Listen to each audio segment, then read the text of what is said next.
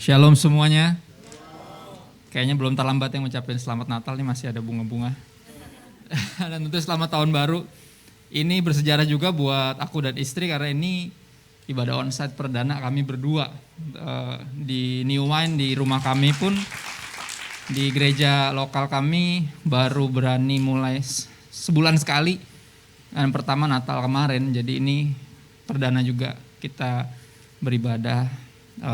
Dan langsung kayak gini, kita kalau di gereja masih PW-nya masih di play kayak yang di YouTube online gitu. Kitanya di sini ikut nyanyi dan lebih ke jemaat baru yang selama ini online ketemu lagi dan yang udah lama nggak ketemu. So bersejarah juga buat kami, buat saya sebuah sukacita dan ada nggak dikasih tema. Bukan kebetulan aku rasa tadi khotbah pagi ternyata Pastor Billy bahas tentang first importance. Dan aku yakin yang aku khotbahkan juga sama kurang lebih ya. First importance juga aku kasih judul resolusi. Mungkin ada yang bingung, masih bingung gitu ya, nyari-nyari resolusi. Kalau saya selalu bilang coba aja yang tahun lalu punya. Kemungkinan besar belum nyampe juga, jadi bisa aja dipakai lagi. Ya, tapi enggak. Kita mulai di Mazmur 90 ayat 10 dan 12. Ada ayat yang sangat unik menurut saya. Mazmur 90 ayat 10 dan 12. Kita mulai ayat 10. Masa hidup kami 70 tahun, ya kalau bicara kuota itu kuota utamanya saudara. Ya, dan jika kami kuat 80 tahun, ada ekstra kuota sekitar 10 tahun lagi. Dan kebanggaannya adalah, nah ini yang unik, kesukaran dan penderitaan. Ya, ada yang main Instagram di sini. Ada yang punya Instagram. Yang menjelang awal tahun atau akhir di ujung dari tahun biasanya ada, kita biasanya posting yang disebut best 9 atau top 9. 9 postingan yang paling banyak yang likes, paling banyak yang share, paling banyak berdampak buat orang-orang gitu ya. Dan 2 tahun terakhir, gini saya kalau posting sesuatu yang sifatnya kedukaan, kehilangan, kepedihan, kesedihan, saya kasih warna black and white. Dan 2 tahun ini jujur diwarnai black and white, setengahnya bahkan lebih. 2 tahun lalu ayah saya meninggal, yaitu black and white, setengah lebih. Dan tahun kemarin 2021 sahabat saya meninggal, Raditya Oloan. Dan jujur highlights-nya gak enak, warnanya hitam putih, black and white. Saya gak akan sebut itu sebagai warna, tapi menarik. Ternyata dalam hidup kebanggaannya justru penderitaan dan kesukaran. Ya, aku pertama kali baca ini bertanya, kenapa sih? Dan ternyata jawabannya sederhana, karena kita berhasil melaluinya oleh anugerah Tuhan. Makanya jadi highlights. Highlights ternyata bukan hal-hal yang enak-enak doang, yang menyenangkan. Ternyata justru bersama dengan Tuhan berhasil melalui kesukaran dan penderitaan, itulah highlights-nya. Itulah justru kebanggaannya disebut gitu. Dan dia bilang sebab berlalunya kehidupan ini berlalunya buru-buru dan kami melayang lenyap. Artinya waktu ini bukan bertambah melainkan berkurang sebenarnya kalau bicara masa hidup kita. Ya, ayat 12 tentunya yang lebih terkenal karena ada lagunya ya. Ajar kami Tuhan menghitung hari-hari agar kami beroleh hati bijaksana. Ya, at least ada 2 hal yang dengan mengingat bahwa hidup ini seperti berlalunya dan buru-buru gitu ya, sesuatu yang melayang lenyap. Ada 2, sebelum saya masuk ke poin utamanya, ada 2 yang firman Tuhan rindu kita bijaksana dalam menyadarinya. Yang pertama, kita bijaksana menyadari bahwa God is on our side, but time is not. Tuhan di pihak kita tapi waktu tidak di pihak kita. Waktu terus berlalu lenyap secara buru-buru. Ya, kemarin banget tadi malam anak saya yang kecil, anak kami umur 9, kita juga kayak, udah 9 ya, cepet banget. Ya. Kita harus dengan bijaksana menyadari bahwa Tuhan di pihak kita tapi waktu tidak di pihak kita. Time is running out. Yang kedua, kita harus bijaksana untuk tidak sibuk mengejar yang tidak Tuhan perintahkan untuk kita kejar. Ya, in life, ya pandemi ini ngajarin kita apa sih sepanjang 2 tahun ini? Sederhana, kita kerap kali mengejar yang gak disuruh dikejar. Jadi ketika hal-hal yang itu yang Tuhan selama ini percayakan abis itu seperti diambil dari kita, breakdown langsung semuanya. Ya kita naruh harap kita di hal-hal yang salah. Yeremia 17 ayat 5 ayat pengingat yang gak enak. Terkutuklah orang yang mengandalkan manusia, mengandalkan kekuatannya sendiri dan yang hatinya menjauh dari Tuhan. Ya, ayat 7-nya lebih terkenal, diberkatilah orang yang mengandalkan Tuhan, yang menaruh harapnya kepada Tuhan. Padahal ada ayat peringatan di ayat 5 agak kurang dibahas. Itu yang buat kita sering kecewa, benar? Berapa banyak yang kepahitan sama Tuhan karena kecewa sama hamba Tuhan. Ya kan? Manusia yang mengecewakan kita, Tuhan yang kita jauhin, kata Tuhan salah gua apa? Ya. Jaka sembung naik ojek, gak nyambung Jack. Siapa yang bikin lu kecewa, kenapa saya yang dijauhin kan gitu. Akhirnya kita menyadari kita yang menjauh dari Tuhan kok kita yang kesepian. Ya dong, karena Tuhan nggak akan kekurangan. Kita yang perlu Dia, bukan Dia yang perlu kita. Ya. Bijaksana untuk tidak sibuk mengejar yang tidak Tuhan perintahkan untuk kita kejar. 1 Yohanes 2 ayat 16. Sebagai pengingat aja, semua yang ada di dalam dunia yaitu keinginan daging, keinginan mata serta keangkuhan hidup bukanlah berasal dari Bapa melainkan dari dunia ini. Nah, ini ayat-ayat tambahan saya lagi terus renungin, makanya nggak ada di slide yang saya minta untuk bikin. Yang lainnya ada tapi ini baru openingnya doang saudara. Sorry ya udah 2 tahun nggak khotbah live jadi mungkin akan nggak deh. Saya harap nggak terlalu curhat. Ya. Dan Tuhan perintahkan kita apa? Jelas Matius 6 ayat 33. Ini lebih populer ya. Tetapi apa? Carilah dahulu kerajaan Allah dan kebenarannya. Dengan berani di situ dikatakan semua itu dicari oleh bangsa-bangsa yang tidak mengenal Allah. Hal-hal yang Tuhan tidak suruh kita kejar, dikejar oleh orang-orang yang tidak mengenal Tuhan, tapi kita harusnya ada perbedaan. Harusnya. Ya, carilah dahulu kerajaan Allah dan kebenarannya, maka semuanya itu akan ditambahkan kepadamu.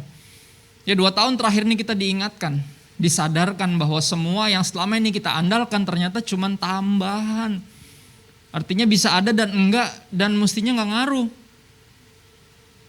Tapi segitu bikin kita ngedown, kenapa? Karena selama ini kita taruh mereka di posisi utama ternyata.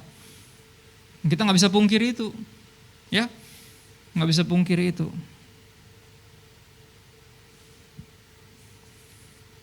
We don't realize that Christ is all we need until Christ is all we have. Kerap kali itu yang terjadi. Kita gak sadar bahwa Kristus lah yang kita perlukan sebelum tinggal Kristus yang kita miliki. Cuma tinggal Dia doang. Pandemi ini kayak gitu. Ya, akhirnya kita nyanyiin lagu Allah sumber kuatku dengan nada yang lebih minor ya. Ya kan, emang liriknya begitu. Hanya kau milikku di sorga, mestinya tiada yang kuingini di bumi hanya kau. Lagunya kan gitu. Ya karena Dia bagian kita selamanya, karena kita miliknya dan Dia milik kita, makanya kita punya apa? Kekuatan. God is the strength of my heart. Ya. Carilah dahulu kerajaan Allah dan kebenarannya, dan hari ini saya akan bagikan at least 3 yang mesti dilurusin, kebenaran yang mesti kita sadari, yang membawa kita kepada first importance. Christ is the first importance. Yang pertama, kalau Anda suka nyatet, blessing has a name, berkat punya nama. Namanya siapa? Udah tahu, namanya, ya kan? Namanya nama Yesus yang menghibur hatiku. Kejadian 26 ayat 4. Janji kepada keturunan berikut dari Abraham, Ishak dan ini pada Yakub. Ya berapa gereja masih pakai itu di doa berkatnya. Biar berkat Abraham, Ishak dan Yakub menjadi bagian kita. Tapi cukup jarang yang menyadari ini bicara tentang bukan apa tapi siapa. Kejadian 26 ayat 4, aku akan membuat banyak keturunanmu seperti bintang di langit. Aku akan memberikan kepada keturunanmu seluruh negeri ini.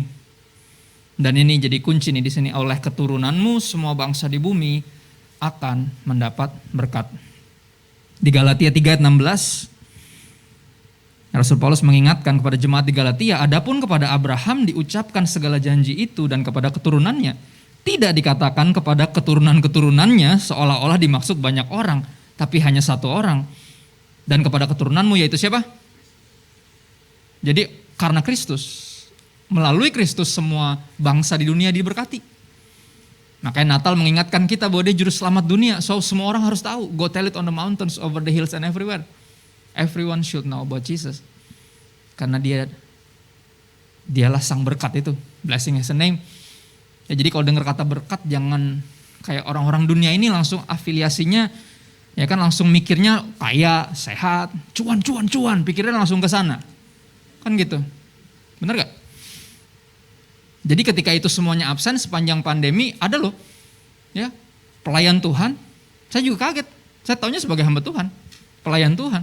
Tapi bisa-bisa dia bilang kayak, ya ini Natal kedua nih. Dia bilangnya Natal yang tidak diberkati dia bilang. Karena masih pandemi. Hah? Sedih amat saya bilang. Serius? Ada Natal yang tidak diberkati? Ya kan dia bilang di tengah pandemi. Loh. Ada yang mesti dilurusin nampaknya. Ya, berkat punya nama, namanya siapa? Yesus. Kalau berkat punya nama, namanya Yesus, berarti arti diberkati juga harus di-redefine. Ya dong? Kalau ngomongin berkat langsung ingat Yesus, berarti arti diberkati harus berbeda. Ya kan? Bukan cuma sekedar jadi kaya, atau sehat walafiat, atau punya keluarga yang sakinah mawaddah warahmah misalnya. Ya kan saya pinjam kata dalam bahasa Arab. Ya. Di Kisah Para Rasul 3 ayat 26, ada satu ayat yang menarik. Yang mengubahkan harusnya cara pandang kita, paradigma kita tentang what it means to be blessed. Artinya diberkati itu apa sih? Ya, Kejadian 3:26 dikatakan, dan bagi kamulah, atau ayat 25 dulu deh, mungkin gak dibuka ya, ayat 25-nya. Saudara ada di situ kan ya? Di handphone masing-masing kan bisa dibuka ya. Ayat 25-nya apa? Boleh baca yang keras gak? Saya ngerjain sedikit. Kan kata Pastor Riza tadi boleh ngapain aja katanya. Oh ya udah, saya suruh baca ya, boleh ya. Ayat 25 boleh saudara baca bersama. Kalau udah sampai kasih jempol, enggak itu kan di Zoom ya. Maksudnya di sini boleh langsung aja saya komando ya. Ayat 25 baca bareng ya. 1, 2, 3.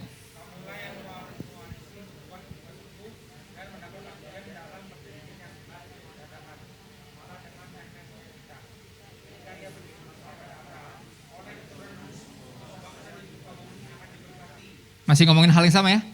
Tentang berkat namanya Yesus. Benar ya? Ayat 26 bilang apa?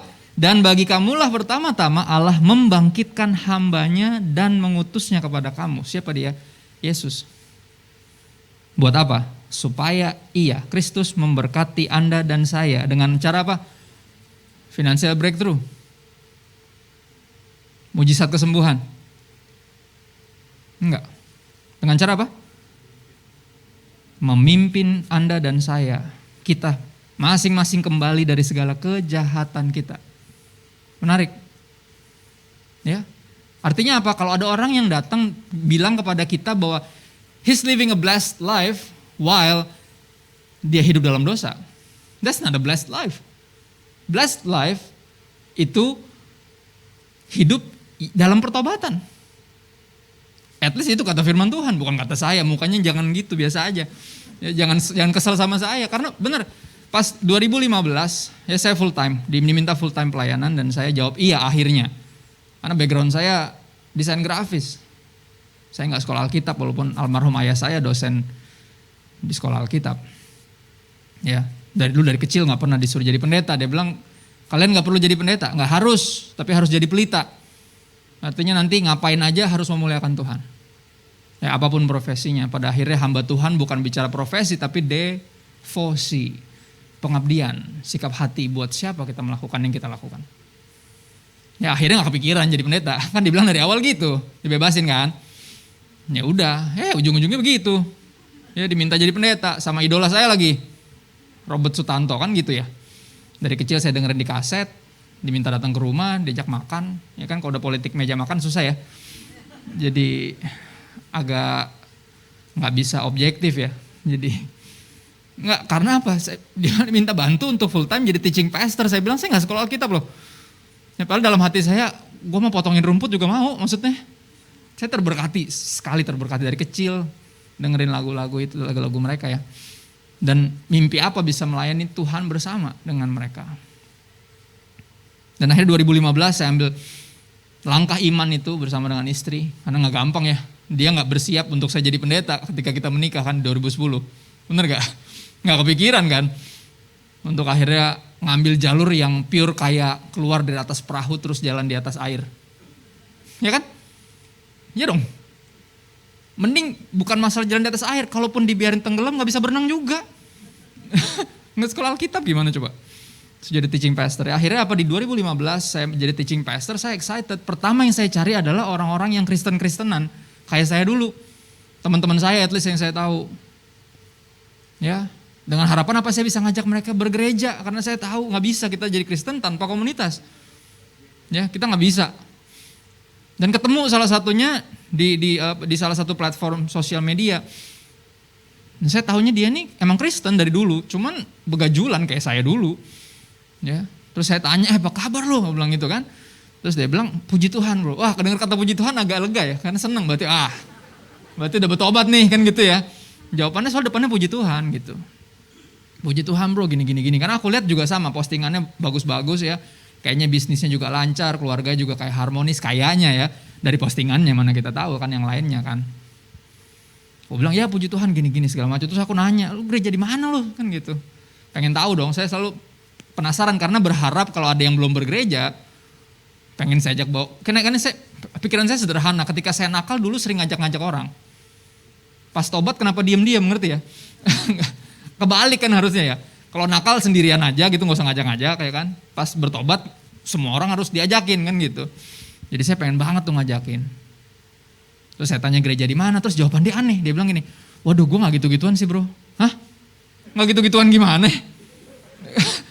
Maksudnya gimana? Saya bingung, hah?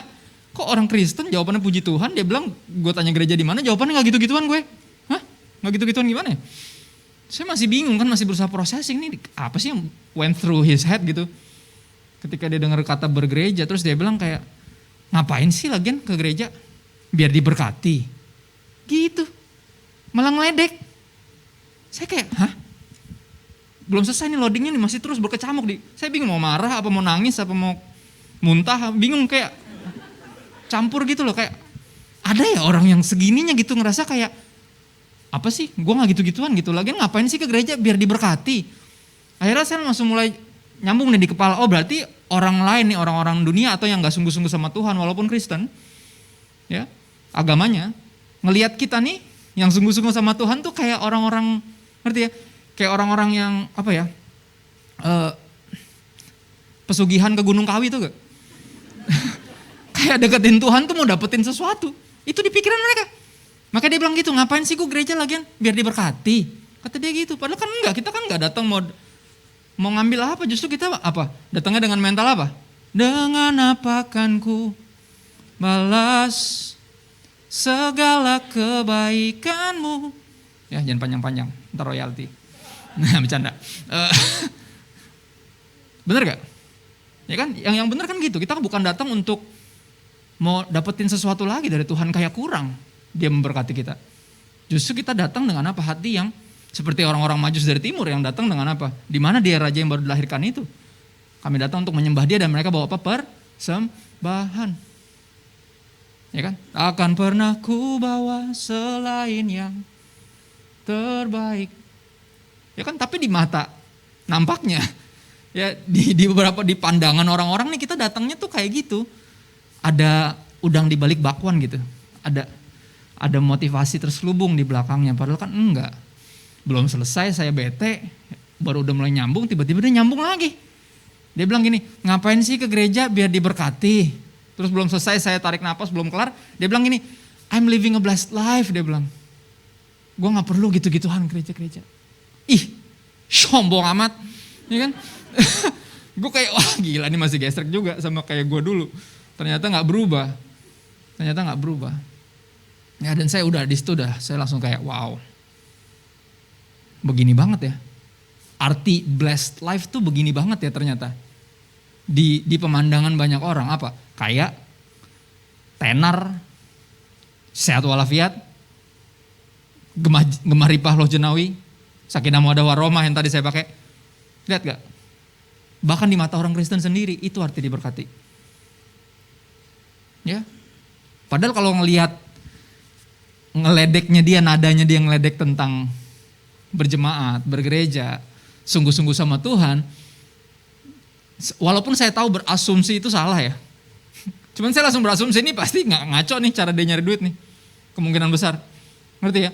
Kemungkinan besar yang diposting di postingan tentang keluarganya mungkin pencitraan. Kemungkinan besar karena orang ini mengandalkan kekuatannya sendiri. Hatinya menjauh dari Tuhan. Yang menurut firman Tuhan lebih mirip apa terkutuk dibanding diberkati. Ya dong? Bukan salah Tuhan memberkati kita. Aku pernah bikin quotes dan ini berlaku buat siapapun termasuk saya. Ya. Berkat seindah apapun di tangan seorang penyembah berhala akan jadi kutuk. Kenapa? Karena itu sangat mungkin menjauhkan kita dari Tuhan. Ya dong, ini orang pasti akan ke gereja kalau dia sakit. Pasti berdoa.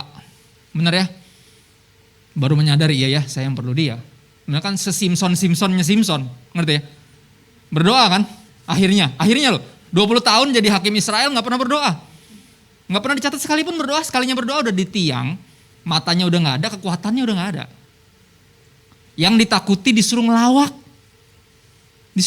Simpson ngelawak dong. Gitu. Akhirnya dia berdoa, karena gak pernah berdoa, sekalinya berdoa ngaco. Tuhan kenapa lo tinggalin gua? Kata Tuhan, dah siapa yang ninggalin siapa? Ya kan? Saya percaya gak ada satupun dari kita yang mau kita berakhir jadi lelucon. Ya ternyata arti diberkati apa? Dipimpin kembali dari segala kejahatan. Bertobat. Dan ini akan nyambung sama khotbah tadi pagi. First importance in life adalah bertobat. Ya, ada yang Protestan di sini? Bukan tukang protes, maksudnya kita percaya reformasi gereja dimulai dari Martin Luther tempelin 95 surat itu. Kalimat pertama dari semua 95 dalilnya dia tulis apa? All of Christian life is one of repentance. Seluruh hidup kekristenan adalah pertobatan, dia bilang. Berhenti bertobat, berhenti jadi Kristen berarti. Ya dong, tiap hari ada pasti kita yang hard. Makanya ketika berdoa Bapa kami salah satunya apa? Ampunilah kesalahan kami. Karena pasti ada salahnya dalam satu hari, pasti ada. Ya tapi saya gak bikin salah kok. Ya minimal sombong. Ya kan? Ya kan? Sombong yang bikin iblis dibuang loh dari sorga, bener ya? Minimal itu. Enggak, gue gak sombong. Nah itu udah itu ungkapan paling sombong yang selama ini ngerti ya. Gak ada orang yang bisa bilang dia gak sombong. Orang lain yang bilang. Ya. Berkat punya nama, namanya Yesus, arti diberkati. Dipimpin kembali dari segala kejahatan, bertobat. Izinkan aku ambil beberapa waktu, ini tinggal 2 menit. Oke. Di Yohanes 4 ayat 6 sampai 26 mengingatkan aja. Ada perempuan yang keluar ambil air di sumurnya jam 12 siang, perempuan Samaria. Dan Yesus langsung address, diajak ngobrol. Perempuan ini didapati sangat religius. Ya, apa yang Yesus omongin dijawab dengan benar, jawab dengan bagus. Dan padahal inti Yesus sederhana, kalau lu minum air ini lu pasti haus lagi, dia bilang. Ya kalau engkau mencari pemenuhan hidupmu dan jiwamu di hal-hal yang duniawi, nggak akan ketemu, pasti haus lagi. Ya. Dan Yesus bilang intinya adalah kalian tuh menyembah yang tidak kalian kenal. Terus perempuan ini bilang nanti akan datang Mesias. Dia akan menjelaskan kepada kita siapa yang kita sembah. Terus Yesus bilang apa? I am He. Saya dia. Saya datang untuk memperjelas, memperkenalkan, memulihkan hubungan manusia dengan Tuhan. Ya. Artinya percayalah, jangan mengejar yang Tuhan gak suruh kejar. Karena gak ada ujungnya. Gak ada ujungnya. Ya. Yang terakhir. Berkat punya nama, namanya Yesus, diberkati artinya dibawa, dipimpin untuk bertobat oleh Yesus Kristus. Benar ya? Dan tujuan diberkati ya tentunya harus beres kepalanya ya. Kita diberkati buat jadi berkat. Ya dong? Gak perlu diperdebatkan itu ya. Nah jadi berkat tuh gimana? Nah itu dia pertanyaannya. Karena orang pikir yang penting buka kaca, lempar duit, udah jadi berkat kan gitu kan. Enggak gitu bentuknya. Ya makin kesini apalagi sepanjang pandemi saya disadari kalau emang problemnya ini bukan masalah uang saja. Ya, tapi adalah apa? Identitas kita dalam Kristus. Keselamatan mainly. Yang pada akhirnya adalah yang kekal. Yang lainnya kan sementara tuh. Keselamatan yang kekal, artinya jadi berkat ini harus ada kaitannya dengan apa yang disuruh sama Yesus. Kisah Rasul 1 ayat 6 sampai 8, kita habisin waktu kita di sini. Maka bertanyalah mereka yang berkumpul di situ. Ini menjelang Yesus naik ke sorga. Ya kalau saya baca Alkitab dibayangin. Ini pasti adegannya udah mulai terang gitu ya. Yesus udah mulai terbang setengah nih. Lagunya udah udah gitu. Dia lagi ngomong tentang Roh Kudus kan, dia terus ngomong itu, kamu akan terima kuasa dan segala macam. Tiba-tiba dia minta maaf, kayak di Bajai Bajuri itu ada yang suka minta maaf. Ya terus mereka nanya gini, Tuhan kira-kira Israel kapan nih merdekanya? Kan mereka masih dijajah kan? Mereka pikir Mesias datang untuk melepaskan mereka dari penjajahan. Kok ini udah mau naik ke sorga aja belum ngapa-ngapain kan? Ngerti ya? Pertanyaan yang sama, saya juga bertanya, Tuhan ini pandemi sampai kapan nih? Ya dong, siapa yang bertanya kayak gitu?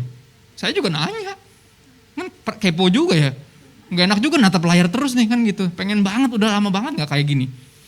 Ya, makanya tadi pengen jingkrak-jingkrak, cuman ntar ngos-ngosan kan, khotbahnya mesti dibekap gini lagi kan nggak enak. Ya.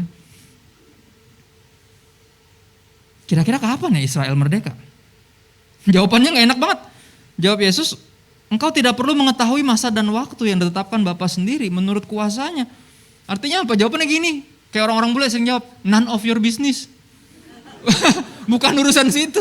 Bener gak? Jawabannya gitu. Emang enak nanya baik-baik dijawabnya begitu. Bener gak?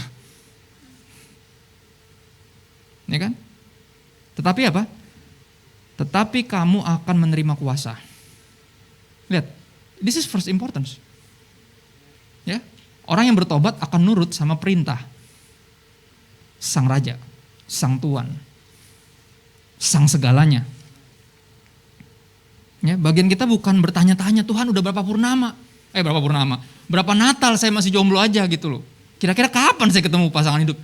None of your business, bukan urusan situ. Bagian kita apa? Kamu akan terima kuasa kalau Roh Kudus turun ke atas kamu dan kamu akan menjadi saksiku di Yerusalem. Pertama bicara tentunya keluarga. Support system kita yang paling dekat, di mana kita dilahirkan, dan di seluruh Yudea baru lingkungan kita tinggal, mungkin domisili kita, Samaria, ya, tempat kita sekolah, kuliah, kerja, dan sampai ke ujung bumi, sampai orang yang terjauh sekalipun. Jadi dampak seluas-luasnya buat kerajaan sorga. Ya, itu artinya ternyata to be a blessing. Jadi saksi, saudara, kita akan menerima kuasa bukan untuk jadi sakti. Ya, jadi saksi loh. Jadi gak usah fokus di jadi sakti, gak perlu. Kalau menurut Tuhan, kita perlu dikasih karunia tambahan untuk lebih bisa melayani, pasti dikasih. Percaya deh. Bukan urusan kita kepo, Tuhan aku belum bisa bahasa roh nih, terus kenapa? Kamu kan bisa kirim link ibadah, benar ya? Untuk orang berkati dia, kirim ayat bisa kok. Semua sejauh jempol semuanya sekarang. Ya yang penting hati kita jangan jauh dari Tuhan. Biar apa yang first importance buat dia, first importance buat kita. Ya di perikop ini yang sama. Dibilang gini, ketika Yesus bangkit dari kematian, dia 40 hari lagi masih melakukan hal yang sama. Pergi memberitakan Injil. Benar gak? Kalau anggap nih, aku sempat meninggal. Terus sempat dibangkitkan lagi, aku akan melakukan apa yang first importance buat aku. Ya kan, makanya dia lanjutin lagi, karena itu yang terpenting buat dia. Makanya sampai dia mau naik ke sorga, dia bilang apa?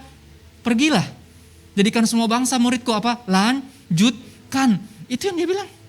Biar itu jadi first importance kita. Ya, lagi nggak bisa ngapa-ngapain nih. Exactly. Justru itu saatnya. Lagi nggak bisa pakai sibuk sebagai alasan. Ya kan? Kita punya segala waktu di dunia dan udah kemajuan teknologi. Ya, saatnya kita mulai memikirkan yang Kristus pikirkan, melaksanakan yang Tuhan perintahkan. Ya, nggak sibuk mengejar apa yang nggak disuruh dikejar. Aku tutup dengan ini, biar pertobatan menjadi resolusi utama setiap anak-anak Tuhan di hari-hari terakhir ini. Jangan tunda besok. Kita belum tentu punya besok. Itu masalahnya. Ya, sekali lagi Tuhan di pihak kita tapi waktu tidak. God is on our side but time is running out. Jika hari ini kau mendengarkan suaranya, jangan keraskan hatimu. Ya, first importance, bertobat. Dan mulai melakukan yang Tuhan suruh lakukan. Mulai kejar yang Tuhan suruh kejar. Ya, dan niscaya kita gak perlu nyari-nyari resolusi yang baru lagi tiap tahun. All of Christian life is one of repentance. Kita berdoa sebentar yuk. Bersyukur Tuhan buat kesempatan ini. Kami masih dikasih kesempatan, bahkan kesempatan bersejarah bagi kami untuk bisa kembali beribadah bersama. Makasih buat anugerah Tuhan. Penyertaan, penyediaan-Mu kami masih ada sampai hari ini melalui semua penderitaan dan kesukaran sepanjang pandemi. Hanya karena kuat dan gagahnya Tuhan, bukan kuat dan gagahnya kami. Hanya karena roh Tuhan, anugerah Tuhan. Jadi waktu ini Tuhan kami ambil bagian kami untuk berhenti mempertanyakan dan bertanya kapan tentang apapun, tapi mulai melakukan yang Kau perintahkan untuk kami lakukan. Ini kami berbalik dari jalan-jalan kami yang salah, sungguh-sungguh mengikut Kristus dan melakukan apa yang Kristus perintahkan kepada kami. Roh Kudus bantu kami, mampukan kami jadi pelaku firman, bukan hanya pendengar saja. Dan kami minta bantuan Roh Kudus kepadamu Bapa yang baik, di dalam nama Yesus. Amin. God bless. Sekali lagi Happy New Year.